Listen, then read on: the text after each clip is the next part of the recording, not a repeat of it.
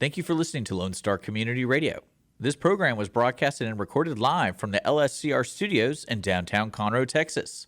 Lone Star Community Radio is supported by listeners like you. Donate and sponsor today. For more information on getting involved with Lone Star Community Radio, contact us at lscrstudios@gmail.com or visit us online at www.irlonestar.com.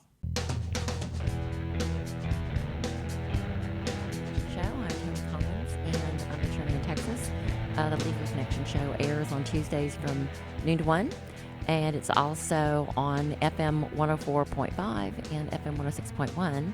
And if you miss our broadcast, you can also get us on Facebook at The Legal Connection Show, or we're also on irlonestar.com's website if you need to go back and look at any of the many previous shows we've done. The Legal Connection Show is a community service program that helps people in the the Montgomery County area in general, even though we have World Wide Web, to self-help or assess their legal issues. And so each week we do a different topic. Today we're going to do commercial leases, commercial tenancies. And this topic came up, it has come up several times in the last couple of years for me, because particularly after COVID, because interest rates were so low and people had investment property. So they wanted to improve, develop, or lease out, use their investment property for some purpose. And when you do that, you don't want to just, go out and just get anybody that says, hey, I want to rent your property. You need to protect yourself as a landlord. And in turn, if you're a tenant looking to lease because it's a new startup business, for whatever reason you don't want to invest in land, or maybe you don't have land because it's too expensive right now, for whatever the reason is that you want to rent instead of develop on your own property, you also need to be aware of certain legal ramifications of entering a lease and using that someone else's property for whatever purpose it is that suits the business that you want to run. And commercial is anything that basically is not residential in the big scheme of things. Commercial is divided into several different areas. You've got warehousing, you've got industrial, you've got multifamily, you've got single family. So there's a lot of different types of commercial. Depending on the type of commercial business that you want to run, that's where you're going to look to see what kind of commercial property that is best suited to you. Recently, my husband and I were looking into opening up a franchise, and so that doesn't fall into any one of those categories. I guess perhaps retail, maybe not even retail. I guess it would just be food services. But when you look into that, you have to look at, and I know that IR Lone Star Radio has a franchise show, or at least they did, that kind of tells you about the cost in creating a franchise. And, if you're going to open a food business, you don't have to franchise, but there's a big benefit in marketing. And if you're not a cook or a chef, you may want to go that direction to getting a franchise. They range widely in the price to get one, and a lot of them that you have to be vetted, and you won't even get the franchise if you don't qualify for it.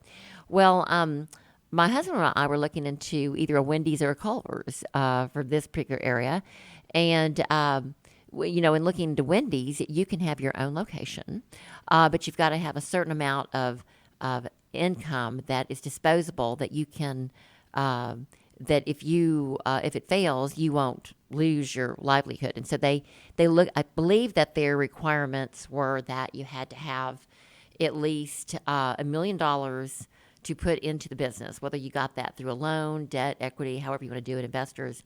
But you also had to have a net worth of about $3 to $4 million, and that means that's your net worth. That's not just what you own. That's if you were to sell everything, that's what that's what you would own. So if you're in a bankruptcy state, just to kind of go as an example, you can be bankrupt if your debt exceeds your equitable ownership, your assets, by $1. So it's pretty easy to, I think, to play around with those numbers to declare bankruptcy if you're trying to avoid a judgment, like I know some people have done to us when we had a judgment against them. So that being said, I believe that it's the fee for Wendy's is $50,000 just for the franchise fee, and then they get 4% royalties, which is a pretty good deal. But they also move you along, and they kind of tell you what to do, and they guide you. And if you get the right location, like these Chick-fil-A's, you don't really have to do. You have to set it up and run it for a while and make sure that you're following their guidelines, and then you're home free.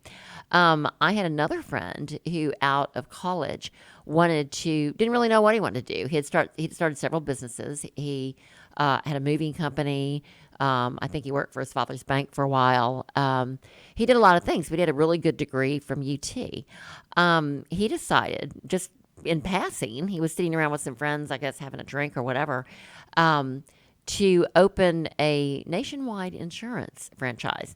That just sounded so boring to me, but this guy guaranteed my friend that if he followed their guidelines that he would be wealthy, and he is. He actually, I don't even know what the startup was for it, but he got the location. He followed everything they said to do. He borrowed some money to enter it. I don't think he knew anything about insurance other than he had a degree from UT, but I don't think it was a business degree. Might have been. He just followed what their guidelines were. And now he has a very well-established and profitable, viable insurance business, and he has for many, many years. And so lives in a massive house, has all the toys, the boats and the skis, and goes on vacations and the Rolexes and all that stuff. So G-Wagon and what have you.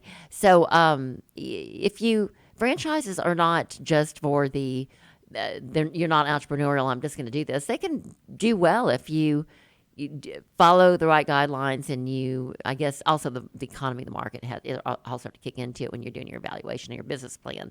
But so we had looked into that, but that's sort of a sidebar to what we were talking about today. Today we're talking about commercial leases, and so if we wanted to, I believe Chick-fil-A, they actually buy the land, and that's part of their franchise fee, but you have to have a certain amount of education, and, it has to be the right location, and it has to be far enough away from another. There's all these guidelines for it, and I don't know what the guidelines are for Chick-fil-A. I only know that one of our neighbors owns 2 of them, and he makes so much money on those Chick-fil-A's that if that's the one that you choose to open and there's not one in that area and it's got the right population and it meets all their criteria and you meet their criteria, you can do very well to opening a Chick-fil-A. So that being said, if you want to open a Wendy's, let's say, and you don't have the land, I think Wendy's will help you do that. It's for some fee, and you probably have to have a higher net worth and all that stuff. But in my situation, I actually found the land, and because I used to, from cradle to grave, I was able to create the land and the title, not the geology, but I could put together an oil and gas well drilling deal. If the owner of or a geologist or an exploration guy said, this is where I want to put my well, I've done all the geology, I've done the 3D, this is exactly what I need, I could go get the pooling for them. I could get all of the proper paperwork with the Texas Railroad Commission. I would be able to get the land. I would negotiate the leases. I would figure out what the actual profit margin was going to be, the internal rate of return, the actual investment. I could do all that stuff, but the numbers weren't my thing. I was able to do the legal documentation to put so that title to the oil and gas would be in the name of the exploration guy, and I would be able to go negotiate with other exploration companies if he needed investors and work out farming agreements and what have you, so that we had a full program in place that we could actually sell percentages of that to. So it was a little bit complicated. It's like land development, but it was oil and gas development. And if we did hit oil, then I would go the next step and I would create the division orders and figure out who owned the actual royalties and figure all that stuff out. And when it came to fruition, or if we decided to sell it, then I would do the paperwork to flip the entire package to the next owner. And so that's sort of land development, but on an oil and gas side.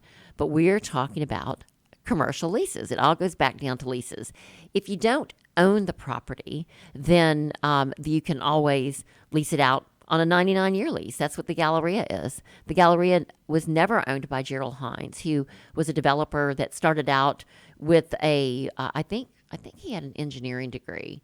Or, I think he was an architect. I'd have to go look back to see what his actual background was. But Gerald Hines was a very well-known and a famous developer in the Houston area. He developed the Transco Tower and the water wall in front of the Galleria, as well as the Galleria. And he didn't own that land. He got a 99-year lease on it, and so it's called a ground lease. That may be something that you might be interested in, but I don't think that you could actually. I guess you could get a ground lease on a 1-acre tract of land out here in Montgomery County if the owner wants to negotiate that. The beauty of a ground lease is the owner will eventually get the land back after the lease is up, after you've developed it. And the reason that the developer likes the 99-year lease is normally a structure is not going to survive 99 years. The thing with the 99-year lease, though, is by the time you get it back, you may not be alive anymore. If you leased it when you were 60, the odds of you living to 160 are not there. And if you have it in a trust, or maybe you're putting a package together deal for Fannie Mae or Freddie Mac or whatever the case may be, if you have that land for that purpose, that I guess that could work. I'm not sure if it would fit the guidelines for one of the federally insured flips like that, but anyway, that gets into a whole different category of federal regulations and control over your land, and the federal government, including the SEC and the I guess it's HUD, and under HUD they've got a bunch of administrations and that kind of guide you also. But getting back to commercial leases, you have to decide what is best for you. And let's decide, and let's say, for an example, you've decided that you want to lease a small property, whether it be in a strip shopping center, whether it just be for, we're talking commercial, not residential. They can be similar if it's just for a house. But let's say you bought several homes in your neighborhood because you got a really good deal on them. Let's say you inherited several homes, your mother's home. For whatever reason, maybe you put up tiny homes on trailers, or maybe you have a trailer park. Or whatever it may be, it could be that you want to lease out, and people are coming to you because maybe they don't have the money the available to them because they've put it in other areas, or maybe they don't have the money, maybe they just got out of jail, but they want to lease a property for a commercial venture. That's what we're going to talk about today.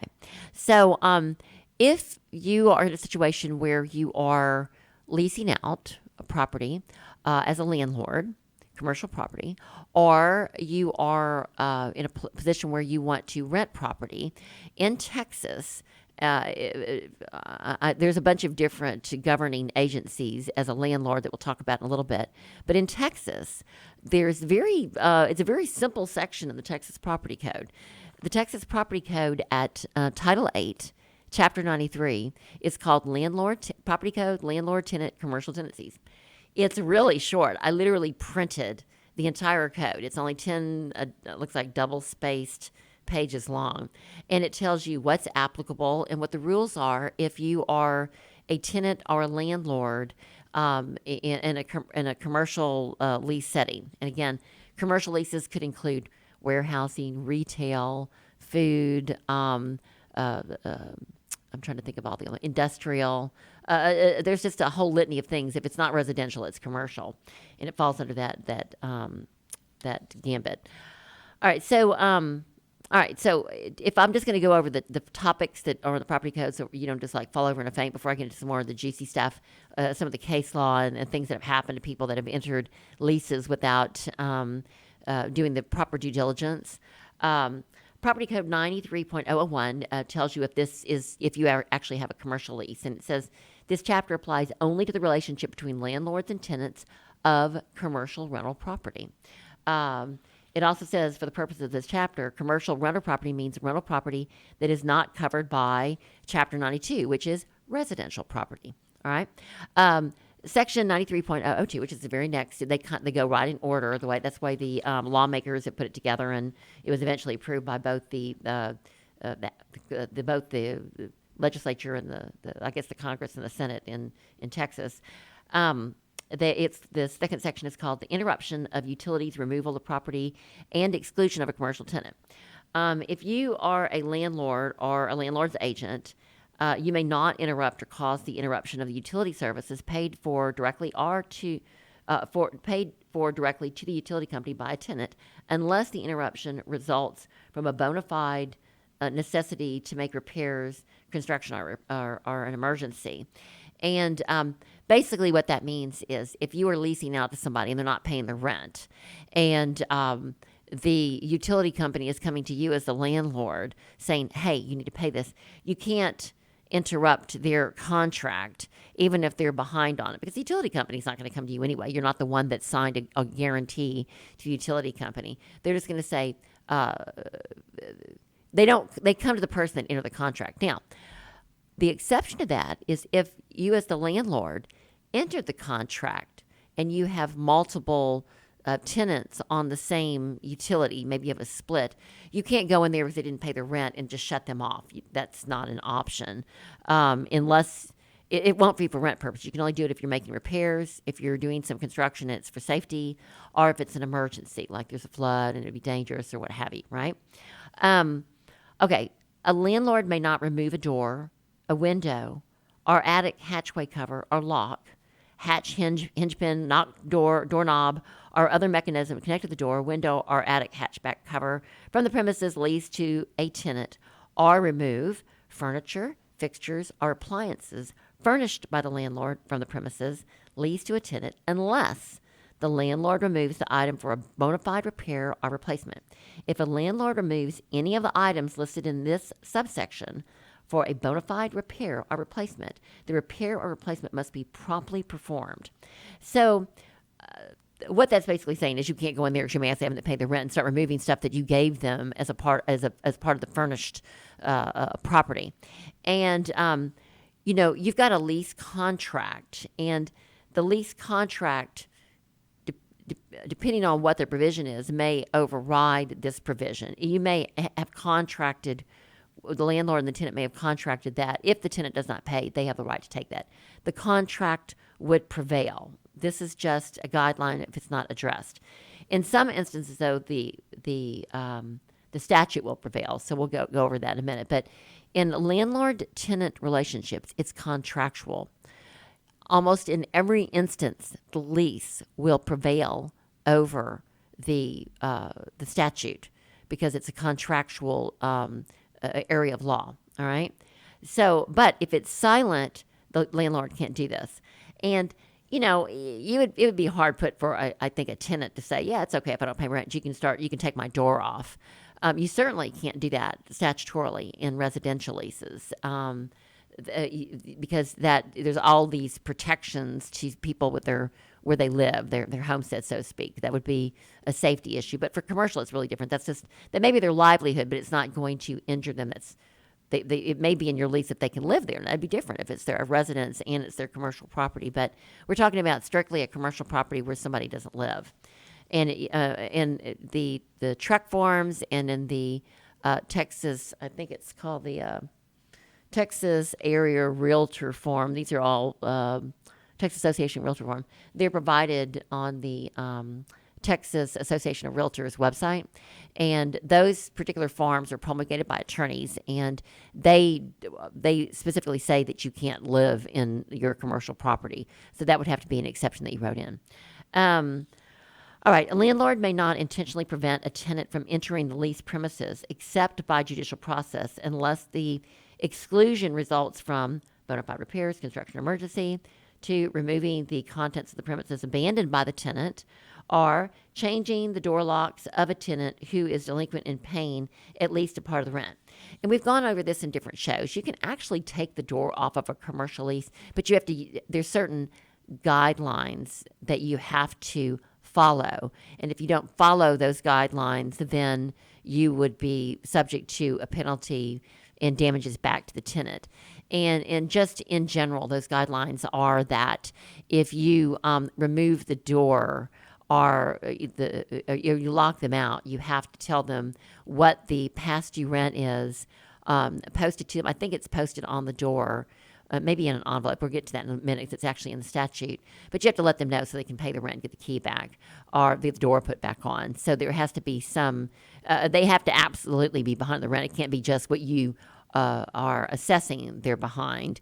You have to have proof of it. Otherwise, you're in trouble. But if they can't, it's their burden to prove. If they can't prove they paid the rent, then you might want to do it. But, it's kind of mean-spirited. I don't think that I've seen a lot of commercial tenants taking doors off. All right. A tenant, the D part of this section 93.02 is a tenant is presumed to have abandoned the premises if goods, equipment, or other property in an amount substantial enough to indicate a probable intent to abandon the property is being or has been removed from the premises, and the removal is not within the normal course of the tenant's business. So if you go to your property and it's empty, or if you go to their property and they haven't been there for a while, but all of the ice cream coolers are no longer there, and it's an ice cream shop, that would be probably enough facts to support that they have abandoned the property. However, if they've paid their lease up to the end of the month and they've left it, they haven't abandoned the property. If the lease is, if the rent's been paid, let's say they paid the rent up through the next year. They haven't abandoned the property. If they can do whatever they want with that property, regardless of whether they've shut the electricity off and taken most of their stuff out. They could be using it for warehouse. It doesn't matter. So you want to be kind of careful about that. Just as a rule of thumb, if they've paid their, not even as a rule of thumb, it's an absolute part of a typical lease agreement. If they paid the rent, doesn't matter if it's for a legal purpose. They have not abandoned the property. Abandoning the property is a sort of an affirmative defense if the landlord goes in and it starts clean up and trying to lease it again, and then the tenant comes back and says, you've accepted that I've moved out, when maybe that's not what the landlord has done. The landlord still expects their rent, but they are trying to mitigate, which is a requirement of a landlord, mitigate the rental mitigate the rent arrearage and the future rent that is due under the contract. The landlord has a duty to mitigate. And so it gets kind of touchy there. So you really need to document your communications via email or in fact, people don't use faxes anymore, but text, emails, everything in writing when it comes to something where you start a dispute is probably the best direction to go. The E portion of section 9.3002 is the landlord may remove and store any property of a tenant that remains on the premises that are abandoned. All right.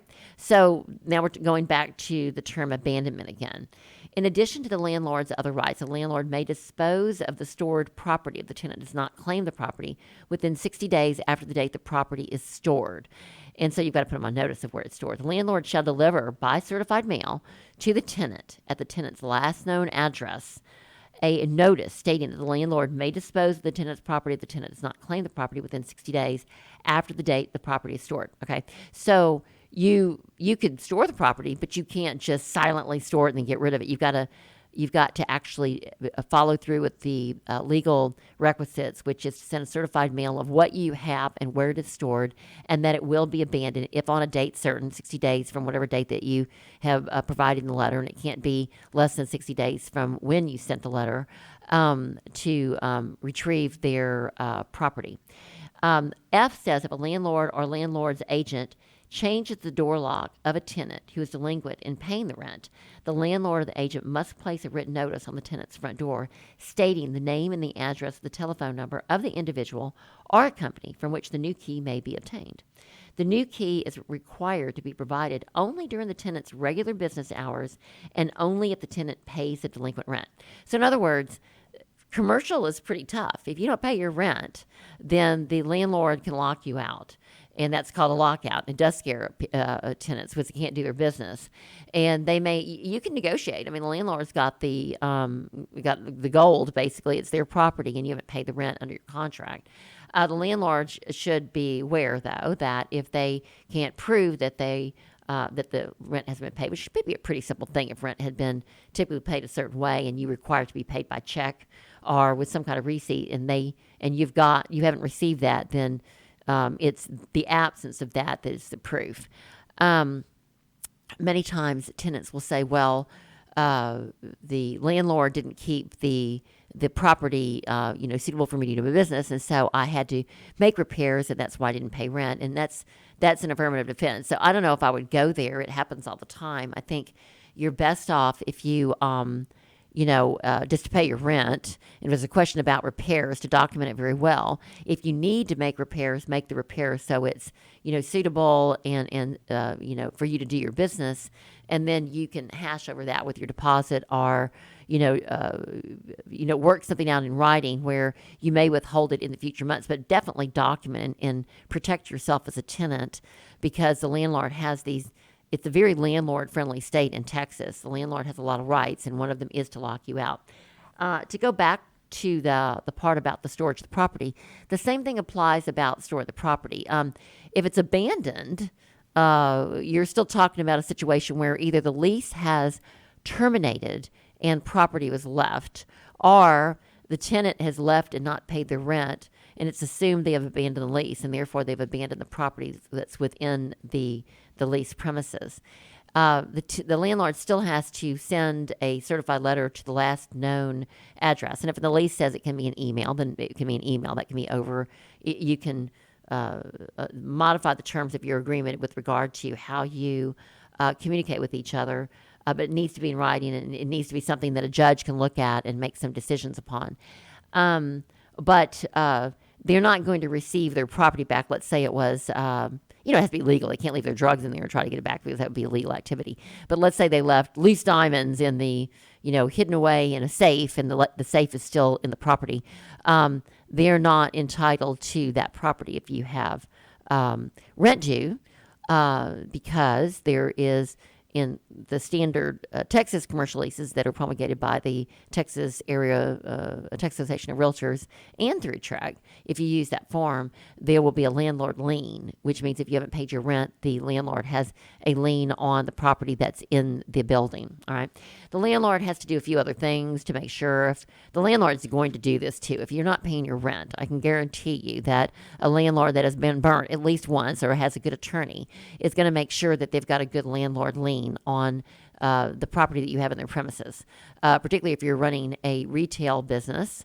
Not necessarily if, I guess even warehousing would be a good thing to have a landlord's lien on. But for whatever it is that you have in there, if it has some value, the landlord will have a lien upon that if you don't pay your rent. If you confiscate or move that property, then you are probably committing fraud, and you will probably face that in a court of law. If you later, if you've moved the property and there wasn't a fraud finding in court, then you are, and then the tenant declares bankruptcy to get around paying the a rent arrearage judgment that the landlord got, then you're going to have to prove fraud to the bankruptcy court. Whole different ball game in order to get your rent arrearage judgment from being forgiven in bankruptcy. It can be done. I've done that. It's been done by many people that have a judgment for whether it be rent arrearage or what. We're getting in bankruptcy law. But the case that comes to mind is Husky International. It was, I think it was it Daniel versus Husky? I'm trying to remember the case, but Husky International is the case that is like the presidential case in redefining what is deemed to be fraud under a 523A. Actually, it's a 523 claim.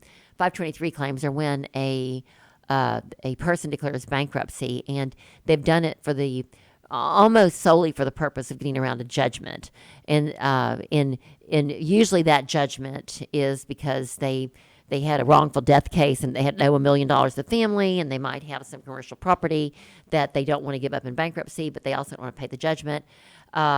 If they do have enough debts outside that commercial property and there's no lien on it to cover it, there may be a way to get around the judgment. And so the person that's due the judgment has to file what's called a 523 claim. There's a lot of parameters and deadlines that you have to meet.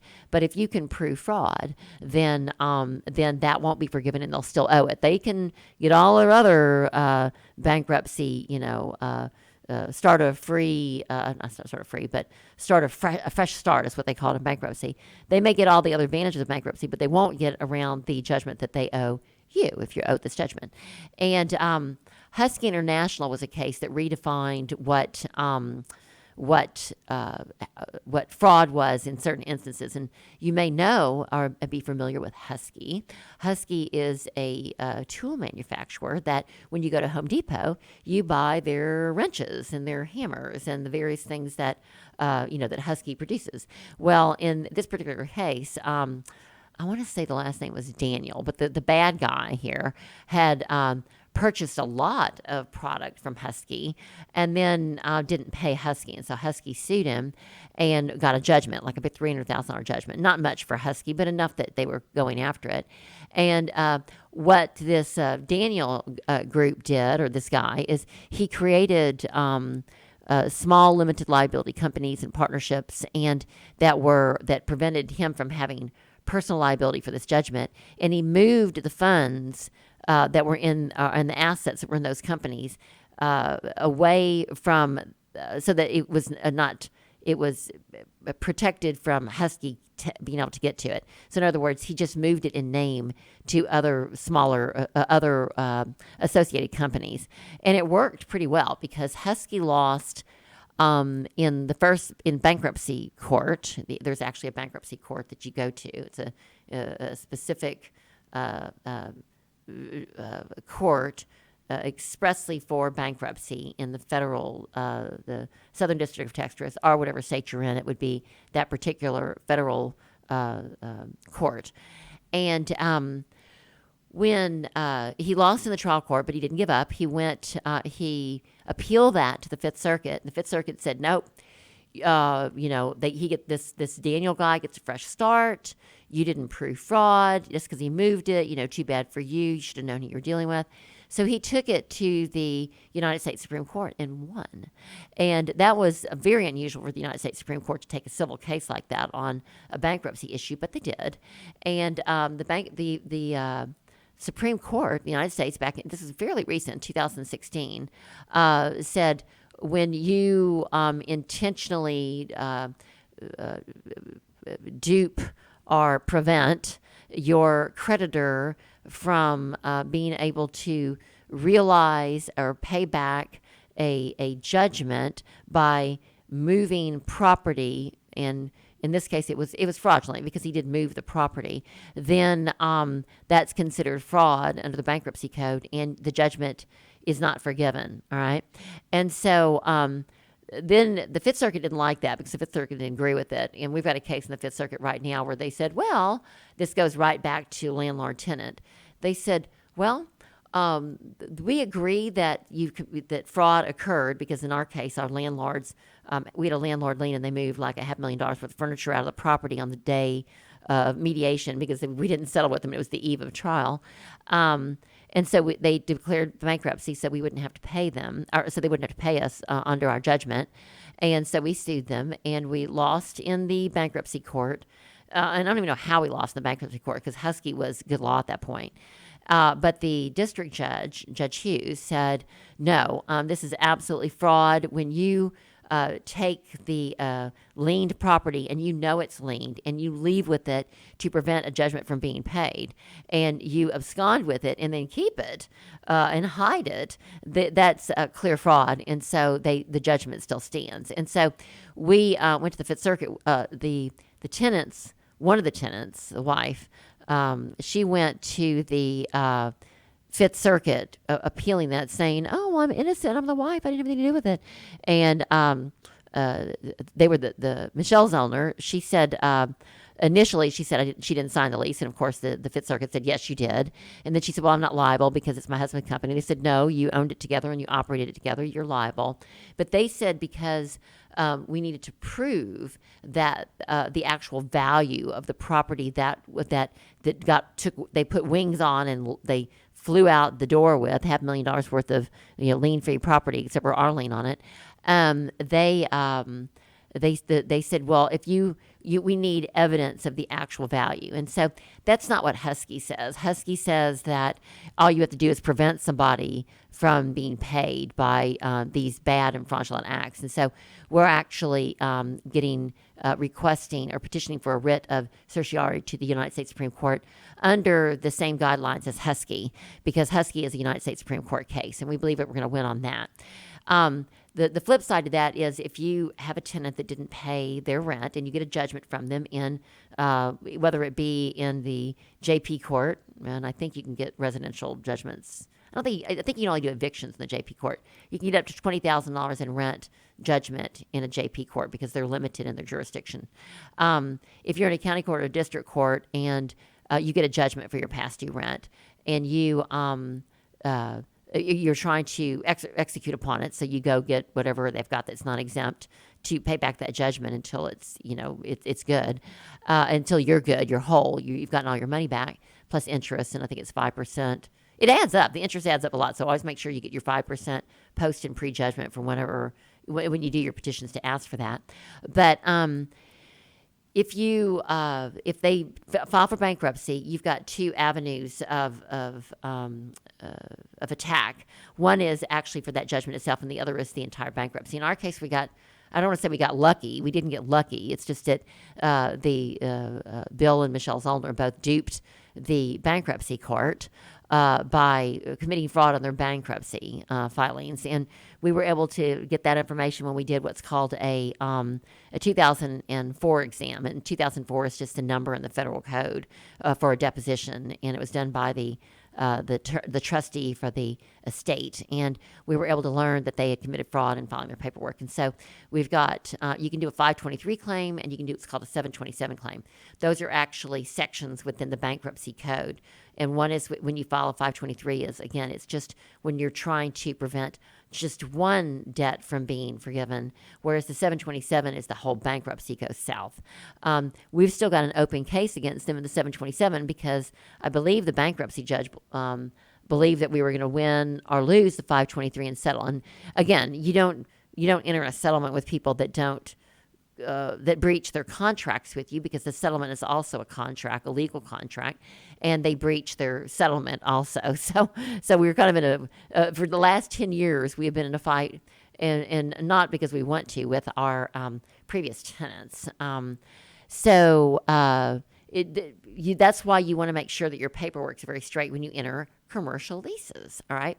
So we're going to go back to commercial leases and how, whether you're a tenant or a landlord, you can protect yourself and you know what your liabilities are. All right. So if you go to the, I was reading part of the commercial tenancy property code on what you can and cannot do, but these are just the periphery. These are the things while they have just left or they're thinking about leaving, and when you're looking at what your course of action may be if you're a tenant, or if your tenant has done something, what your course of action or liabilities may be as a landlord. And that's basically what this very brief section on commercial tenancies does for you in the property code.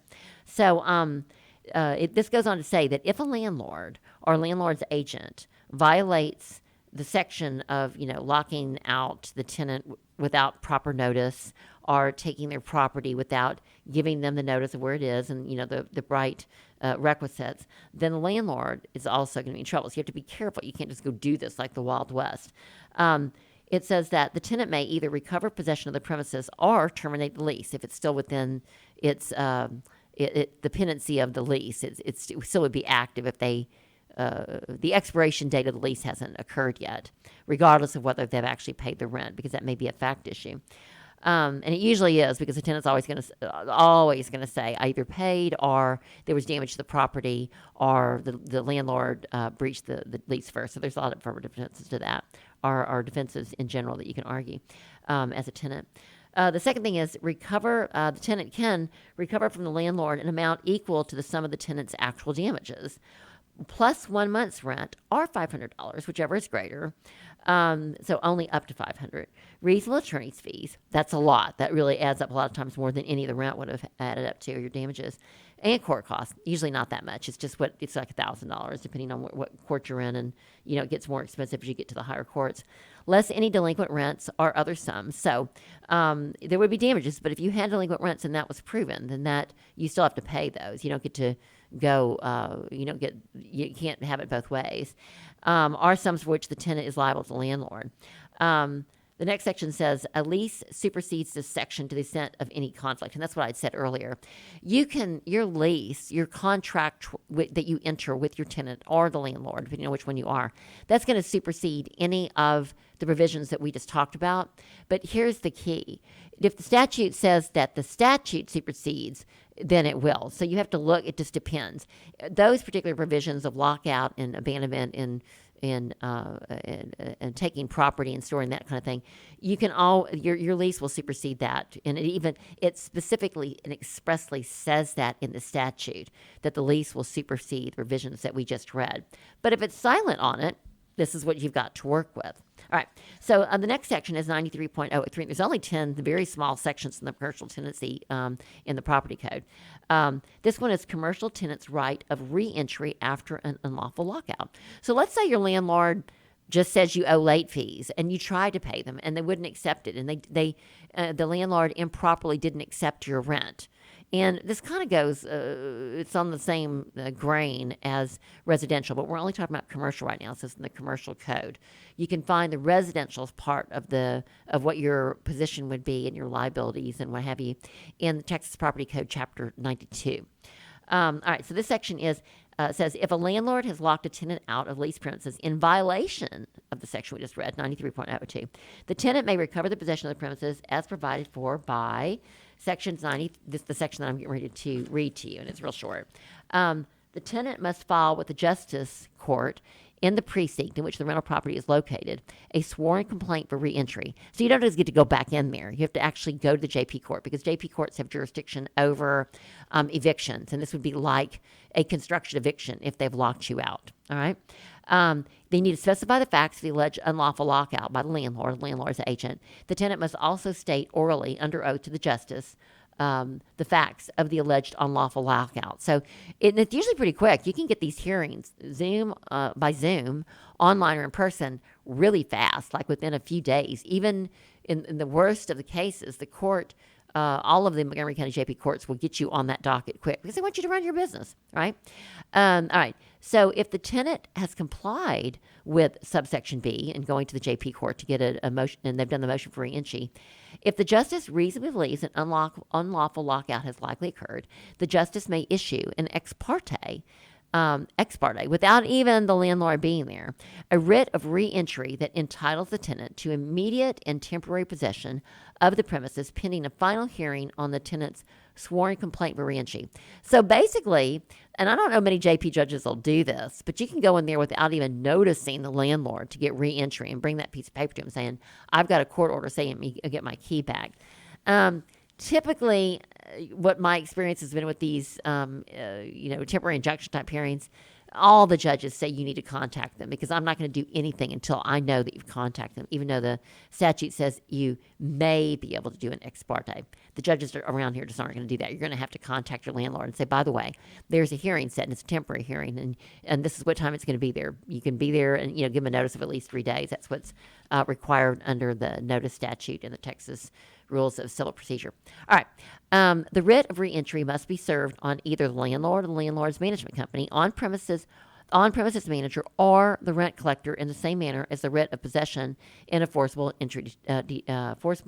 detainer action. That's an eviction action. A sheriff or constable may use reasonable force in executing the writ of re-entry under the section. So if your landlord's dodging you, the sheriff can go track him down and serve him, and that's kind of scary. And I don't think I've ever seen that. Usually landlords are of the position that they'll usually let you back in again. I mean, when our tenants didn't pay their rent, they were behind like 2 years, and we didn't want to hurt them. We didn't want to hurt their livelihood. We just wanted them to pay, and our tenants give us a reasonable explanation. But when someone says they're going to pay you rent and over a 10 to 12 year period, and by the their actions have shown that they're not going to pay you because you've given them so many years to do it, or they're only going to pay you a little, or they've kind of taken it in their own hands to just determine that it's going to be their way. Well, that's not contractual either, and so you can't be a wuss if you're a landlord. You have to step up to the plate and ask that the contract be met, or they may argue that you've waived that contract provision. So, you need to be pretty diligent about documenting. I'm giving you this much time because for whatever reason may be, whatever their excuses for not paying, but kind of keep up with it. You can't just ignore it and ignore the contract. And that goes with whether it's an oral or written agreement. Agreements all need to be in writing to be enforceable in Texas if they will be over a year. So any lease that's over a year has to be in writing. But if you have a month-by-month tenancy, that's not over a year, and it could foreseeably be only a 6-month lease. That can be an oral agreement. You still have to prove you have an agreement. You still have to prove all the elements of that agreement, that you had, two parties, meeting the mind, offer, consideration, legality, and that kind of thing. You have to meet all the elements still, but it's a lot harder when it's oral than it is when it's in writing. So I always just say, rule of thumb, get it in writing. Even it has to be something as simple as, putting it in an email with just the letter of intent terms, and this is binding, something like that. There has to be consideration. In Texas, we are a non-disclosure state. You don't have to put the amount of the consideration, but there has to be consideration. So if you, when you see in leases and deeds, it says, for right, or however it's phrased, just consideration of $10 and 00 cents. That's just for the purpose of meeting that requirement. That's not the actual consideration. Now, on the other hand, if no consideration was exchanged, whether it be a promise for a promise or actual money or whatever, if no, then you don't have a contract. There has to always be consideration. So, it may be sort of a technicality, but just be aware of that. That $10 doesn't mean that's the amount that they paid, and the same thing would apply toward a lease too. All right. It says the landlord is entitled to a hearing on the tenant's sworn complaint for reentry. The writ of reentry must notify the landlord of the right of a hearing.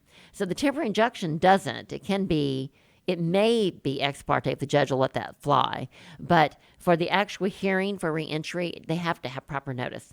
The writ of reentry must notify the landlord of the right to the hearing. The hearing shall be held not earlier than the first day and not later than the 7th day after the date the landlord requests a hearing. So the tenant may be wanting it, but the landlord must request the hearing, or it has to be the day that's set for them. It says, if the landlord fails to request a hearing on the tenant's sworn complaint for reentry before the 8th day after the date of service of the writ of reentry, before the 8th day after the date of service. Boy, that's really confusing. That just means, get to it. Don't wait over a week. Then a judgment for the court course may be rendered against the landlord. So landlord, if you get one of these motions for writ of reentry, just don't ignore it. And don't be out of pocket for, forever. But if they can't serve you because you're out and you're the only one that can receive it, then you're not served and they can't go back in. I mean, unless they've got a temporary injunction that says that they can. So you're getting kind of iffy. You may need if you're a landlord that's not in state or not on the premises, you're going to be out of the country for a while, you may need to appoint somebody or give them power of attorney to manage the property for you. And that's always kind of wise when you always want to keep somebody local looking at your property. Okay, a party may appeal from the court's judgment at the hearing on the sworn complaint for the reentry in the same manner as a party may appeal a judgment in the forcible detainer suit.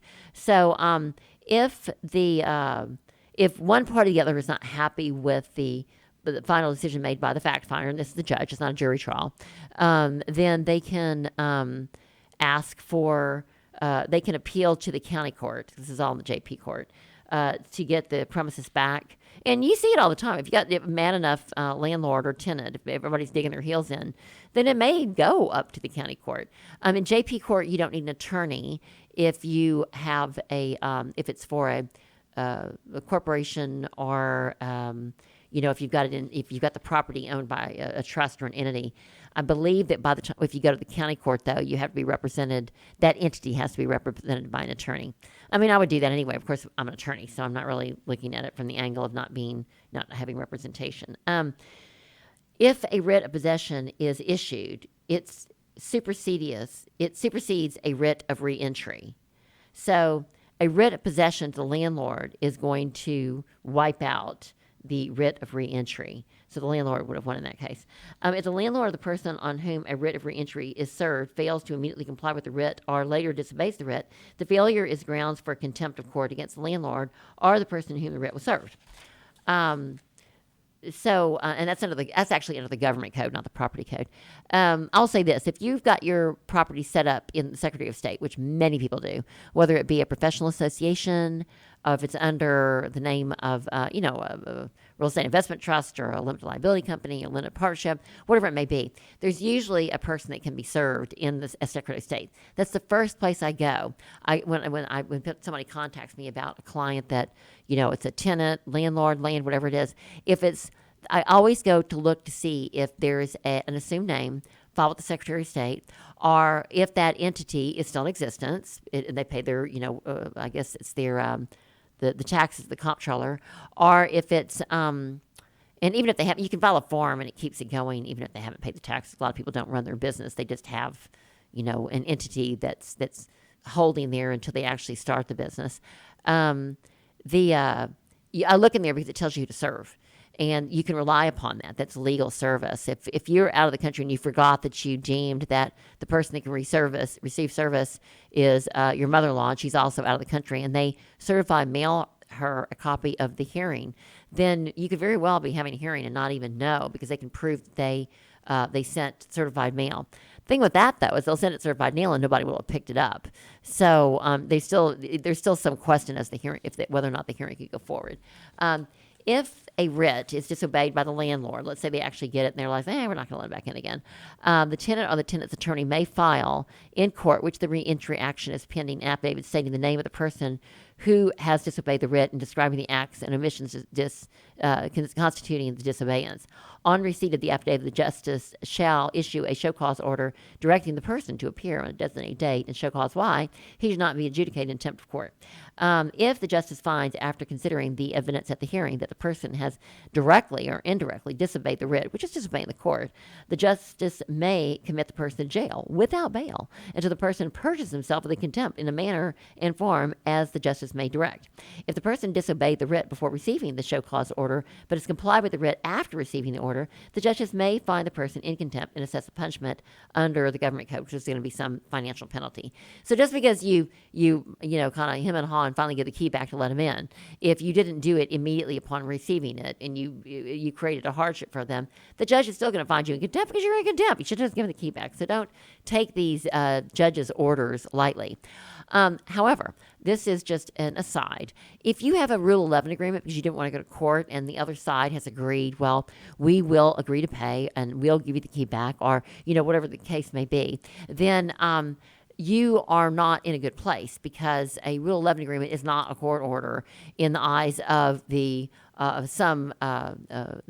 police, the governmental authority, and it also doesn't hold up in bankruptcy courts. So your best is going to the hearing and just getting it out there, rather than agreeing with somebody that you already know is going to breach their agreement. Okay, so we learned that kind of the hard way too. Station Manager Dick is telling me that I have 2 minutes before I have to end this particular segment, and I didn't get to nearly the stuff I wanted to get to, but I will say this, that if you enter a commercial lease in Texas, whether you're the landlord or the tenant, if you're the landlord, please use the Texas Association of Realtors promulgated form. It's got all the blanks to fill in for you. It's an as-is provision. You can fill it in. It will protect you in court. Now, on the flip side, if you're a tenant, you need to use very much due diligence before you enter a property if this standard commercial form is used, because you have the liability to inspect it and get a certificate of occupancy wherever the land may sit or where the property sits. Whether that be, if you're in an ETJ, it's going to be for the City of Conroe. You still have to use City of Conroe's certificate of occupancy. If it's in the City of Montgomery, if it's just in Montgomery County, wherever it may be, you need to go to that particular jurisdiction and find out what their requirements are. And this particular form requires that the tenant get the certificate of occupancy. It may be that when you negotiate it that you want tenant improvements. That's something that's completely negotiable. You're probably going to have a hard time getting it right now because it is a landlord's market. Depends on what the area is. But if the landlord wants to lease, they have more incentive to give you the tenant improvements beforehand, usually the first month's rent, to make the particular property more unique for your particular business. So, but very, very important to do your due diligence. Whether you need to get a structural engineer, a civil engineer, you need to get the fire code out there, whoever it may be, you may want to get a 10-day period where you can put like $100 down in order for you to do your due diligence before you move into the property to make sure that it's suitable for the needs that you want, because your implied warranty of suitability will not apply in Texas's commercial lease form, because it's got as is all over it, and it says tenant beware. You're taking this and you're going to look at it. And there's a few exceptions to that, but not many. There would be latent defects that you couldn't see, and that it's a real stretch to be able to let that fall and be in the tenant's favor. So Station Manager Dick is telling me that I have to wind up. I will. Our next program will be more detail about the actual commercial lease and commercial tenancies. And so until then, remember to serve God by serving others. Enter your landlord and tenant relationship leases with a good heart. Always negotiate with a fair and good heart. And we will see you next week.